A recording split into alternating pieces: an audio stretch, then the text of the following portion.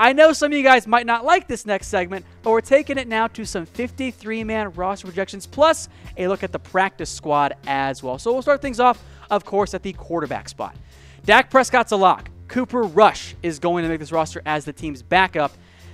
And then we got to our already first bubble guy. Mike White was, for me at least, the last guy to make the roster as I went through this.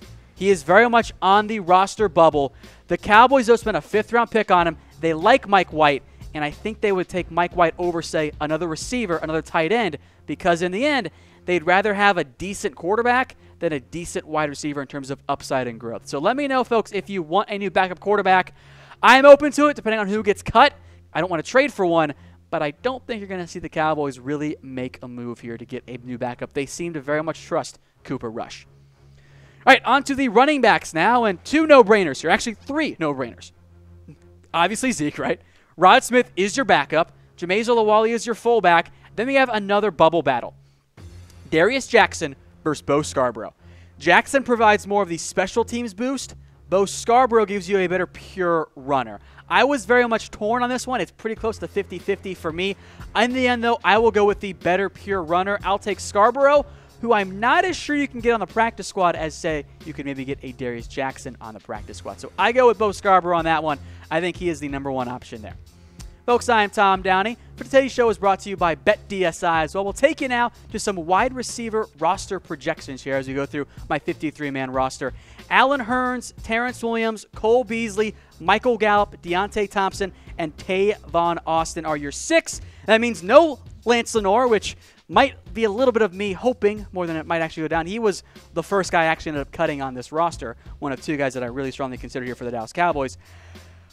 I think the Cowboys can go with 6. You can get Lance Lenoir on the practice squad. You can IR Noah Brown, and those are your top 6 guys because I think the top 6 is pretty clear.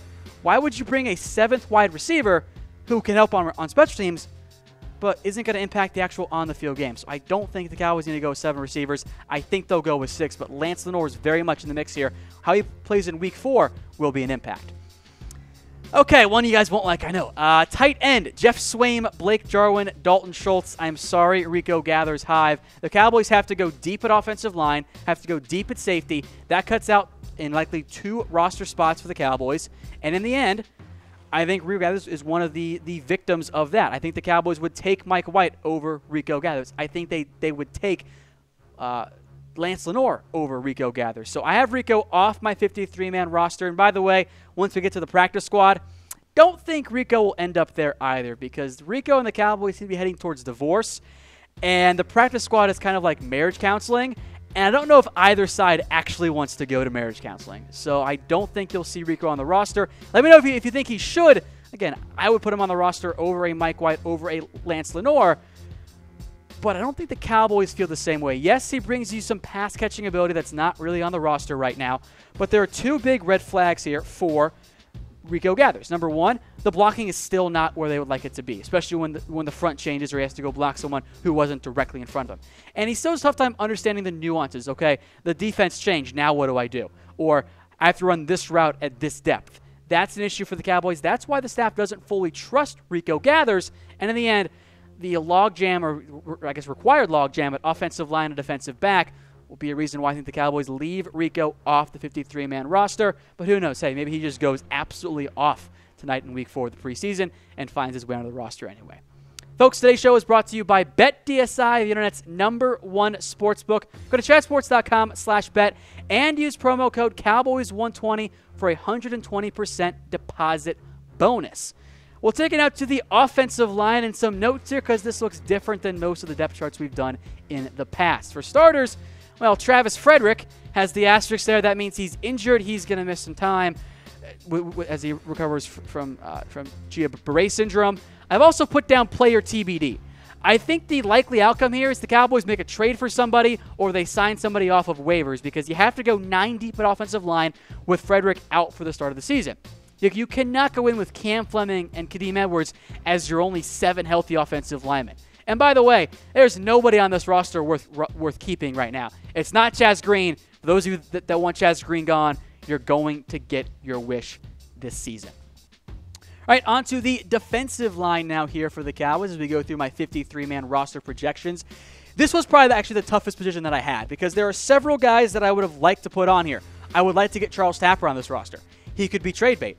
I wouldn't mind Coney, though he's not looked all that great. I'm a big Dayton Jones guy, but he's coming off an injury. I don't know if it actually makes sense for the Cowboys to do that. So you actually see 10 guys listed on here.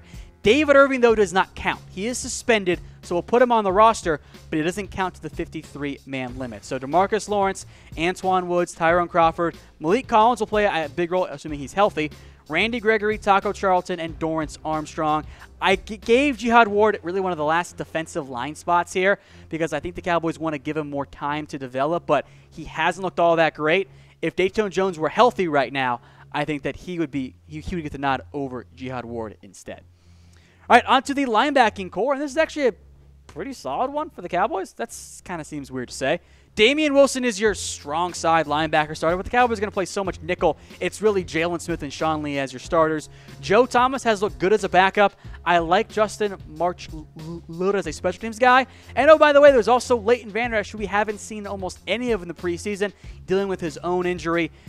He should be good to go early in the regular season, but the Cowboys will be cautious with him because they can get by with Jalen Smith, Sean Lee, and heck, Joe Thomas looks like a pretty good backup for the Cowboys. So let me know how confident you are right now. I'm feeling, frankly, more confident than I have in quite some time, given Sean Lee's injury history and, of course, Jalen Smith coming back from his own problems in the past. Folks, if you like what I'm wearing, well, you can get your own at Mizzen and Main. Go to comfortable.af, and trust me, the URL does check out. This is the most comfortable shirt that I own. Go to Mizzen and Main. You will not own a more comfortable shirt at comfortable.af. We thank them for coming along on today's show. All right, on to the defensive backs now, and again, you'll see the player TBD because, well, the Cowboys need more bodies at safety. Xavier Woods is not going to be able to go in week 1. He's going to be out, most likely. That leaves Kevon Frazier, Jeff Heath, and, oh, my God, you got Tyree Robinson as your number 3 safety. That's not going to go over well. So go sign somebody that gets cut. Go trade for somebody. I think the Cowboys' number 3 safety for week 1 is actually currently not on the roster because the Cowboys have got to get depth because they don't have enough right there. Your top 4 corners are very easy. Byron Cheeto, Anthony Brown, Jordan Lewis. And then I'll give the nod to Travarius Ward over guys like Marquez White, Donovan Olumba, and Duke Thomas for that number 5 cornerback role. Or maybe you guys disagree with me on safety. Let me know in the comments section. I think it's a no-brainer. You need at least one guy. I know some of you want Earl Thomas. I think the Cowboys will target some cheaper, waiver wire type options first, but Dallas definitely needs a safety. They cannot go into week 1 with Jeff Heath, Kevon Frazier, and Tyree Robinson or Deron Johnson or Marquise Snuff. That's not going to get the job done. All right, finally, on to special teams. Then we'll get to the practice squad after that. First 3 are no-brainers. Dan Bailey, Chris Jones, LP. There's no battle there. Those guys are locked in. And in the end, there, what we've seen here in the past for Tavon Austin and Cole Beasley. By the way, Jeff Heath, of course, is your backup kicker. Excuse me. As producer Brett Scott makes fun of me for that. It's worth it. I think you'll see Tavon as your kick returner. We've seen some Jordan Lewis there as well. Cole Beasley might be your kind of fair catch guy because he's certainly not Lance Lenoir. Also, watch out for Deonte Thompson. He's got some history there. None of those guys have really taken snaps in the preseason beyond Jordan Lewis, which makes me kind of concerned as to what the Cowboys will actually do in week 1 of the season. All right, we'll take a look now at my potential practice squad, which is always very tough and probably will get quite a few wrong here. I think you can get Darius Jackson on the practice squad. I'd make it try and happen. Mikael McKay is a big-bodied receiver. You can get Lance Lenoir there. One note, by the way, on Noah Brown. I think he might be an IR candidate rather than a practice squad fit. The Cowboys got to get more offensive linemen. They can put somebody on the practice squad like they've done in the past. On the defense, Lewis Neal makes sense. He was on there last year. Team seems like Daniel Ross a little bit. He could be a surprise addition to the Cowboys roster. Chris Covington, of course, was a draft pick this year. Dallas wants him on the practice squad. Marquez White makes some sense. Donovan Olumba, Cam Kelly, all defensive backs. Kelly can play some safety too. All guys that make sense to help grow and develop because as we saw this year, secondary was not that good in the preseason. All right, folks, get your questions in the comment section for our upcoming mailbag. We'll do that on Saturday